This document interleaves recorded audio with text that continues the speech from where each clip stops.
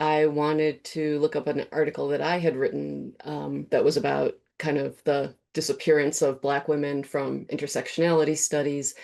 And in that article, I was really drawing on Michelle Alexander Floyd and thinking about it in relation to my own discipline, which is psychology. So I typed, part of my name and part of that title into Google, and at the top was the AI summary. And it went on and on like all of this was my own idea, even though in the paper I'm all about, look, Alexander Floyd says these things, psychologists need to think about them too.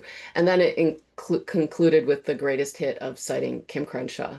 So that got me thinking about, I feel like AI has just exploded, and that really brought to my attention just today, like what is the threat of AI to this pattern that we're already seeing with people who think they don't have the time to read or cite, with people who might read one thing and then buy a certain author and not take the time to kind of understand their whole body of work. Are you thinking about this? Do you have any, I don't, I feel like AI has just come in like a steamroller. So it's not Yes. on you to figure out how to respond to it, but if you have ideas, I think we'd all be interested in them. I actually had I teach theories of race and ethnicity, a graduate course, and I had an undergraduate student, computer science student, who wrote a paper in my class and ended up publishing it on AI and race. Oh, There's so many threats to AI, in part because, first of all, even AI, I mean, AI itself, if you understand the praxis, you understand the epistemologies that underlie and the ontologies that underlie, there's also AI is not computers. It's a labor force of exploited people from around the world, mostly people of color, um, in that are paid low wages and exposed to harm to even facilitate this system, along with the exploitation of like the amount of natural resources that's required to cool the buildings, uh, um, to the water systems that are necessary, everything that's necessary to keep these large computing systems running, and the amount of resources that is directed to the point where you have communities fighting against companies that are coming in and putting these in place and monopolizing resources in community like water and clean air.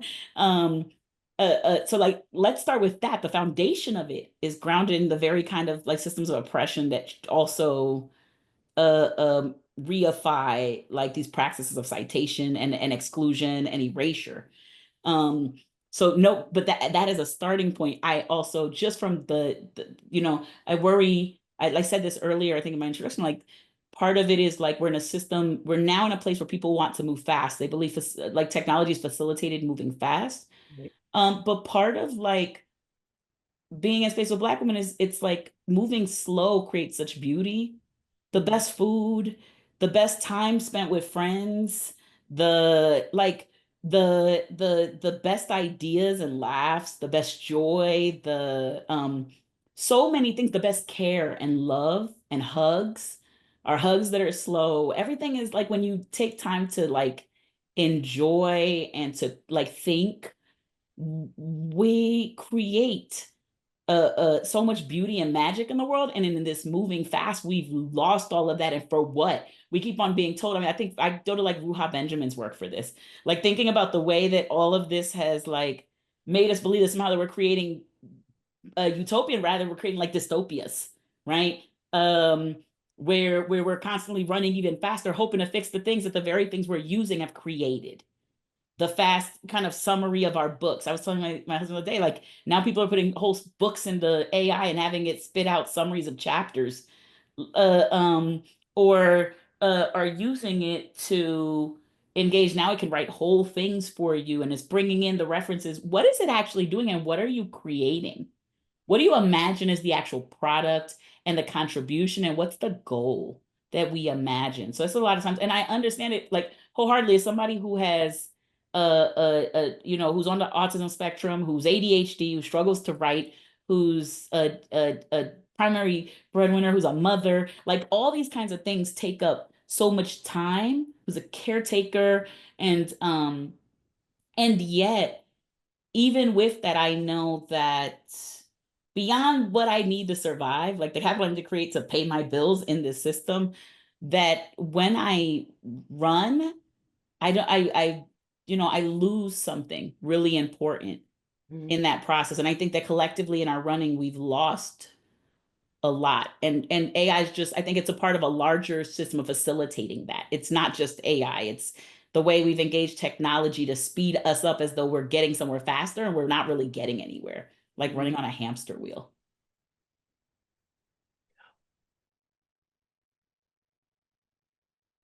I would like to jump in as someone that just taught my first class. Uh, it adds extra labor as a professor because I need to now make references to pop culture because they need a 2-minute snippet. Like, how can I relate Horton Spillers to something that they saw for 15 seconds on TikTok? Or they're gonna look her up on AI and get the pronouns wrong. So now it's just like taking the readings and connect and having to connect it in class to something that they saw on Twitter, Facebook, or whatever. Because it's like I'm not too far off, but I'm far off to also be confused. So then I can see the AI, and I was like, since I'm not far, I know this is AI because it's the Amazon summary of the book that I'm sharing with the class. And I was like, as a professor that reads your writing, you don't write like this. You don't speak like this.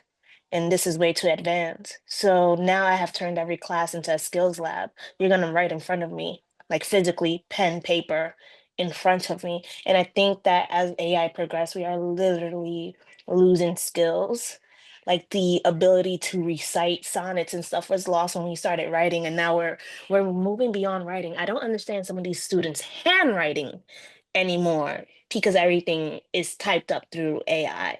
They can't function in class without the laptops anymore. They want slides ahead of time that I don't have. So AI is creating a new hurdle that we have yet to fully grasp of what is going to happen as it progresses, because it's very intense now, but I think it's going to get much worse before they actually tell people they cannot use it because they're already using it. It will not stop. It's like, how are we going to protect ourselves from what AI can do to our progression as professors, as academics, as instructors? Yeah, I appreciate both of you kind of given more context to think about AI as kind of the latest and maybe most, fully realized version of a process that we've all been living through for quite a while. Whitney, do you have thoughts about AI?